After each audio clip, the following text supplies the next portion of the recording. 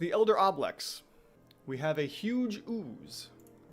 And that huge ooze has 16 AC, 10 D12 hit dice, Constitution score of 21, Wisdom 13, Charisma 18, and should be a CR 10.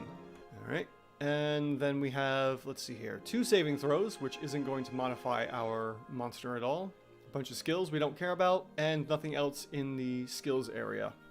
So we can skip down into the traits, which it has a bunch of. So first off, we have Amorphous.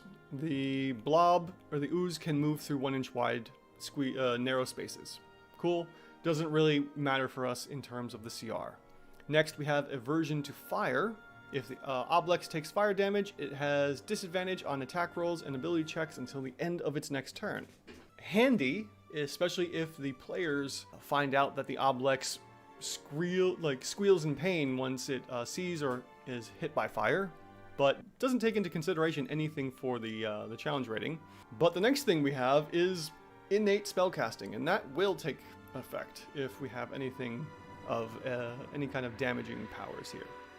So at will, we can Charm Person as a 5th level spell, Detect Thoughts, and Hold Person. Alright, so here's the thing. These are important, especially Charm Person and Hold Person, but because it takes the attack to do so, we're not going to count those in, which is unfortunate, but it's just how it seems to work.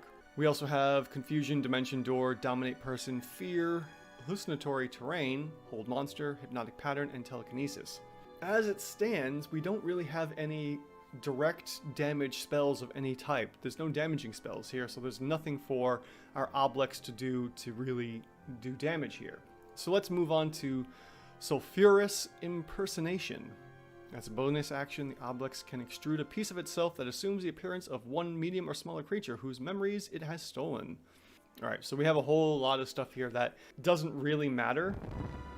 Let's move on to the actions that the Oblex has. Hopefully something here will be doing a whole bunch of damage. Alright, so it's multi-attack. Let's see. Pseudopod has +7 to hit, and when it does hit, it will deal 17 bludgeoning damage and 7 psychic damage. Alright, so we're looking at, what, 24 points of damage?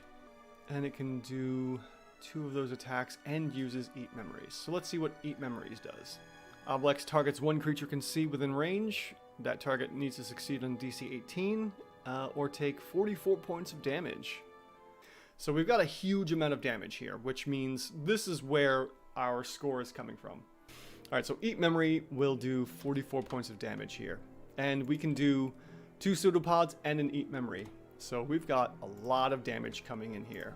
This is nasty. We've got 92 points of average damage. And we're close. This is supposed to be a CR 10, and at the moment I'm seeing a CR 9. Not bad. Not bad at all, actually. Now, because we've got 3 attacks going on here, and the Elder Oblex, the majority of the damage is coming from, well, not really. I mean, if we look at it, let's take a step back. We've got 2 pseudopod attacks at a total of 48 damage here. So our pseudopod is going to do 48 average damage, but the Eat Memories is only doing 44 points in damage.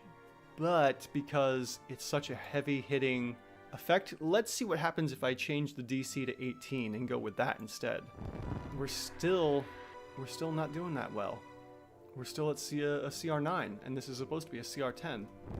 There's probably something in the spells that might be helping out here. Maybe Dimension Door, possibly. But just from straight damage, the Elder Oblex could be overrated.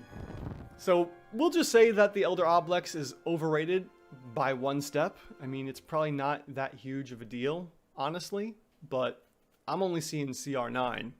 Especially if this is used with other creatures and it can just spam out some of its spells first from any of its innate spellcasting. I'm sure it's a CR 10, to be honest, but there's really no way to quantify these status affecting spells.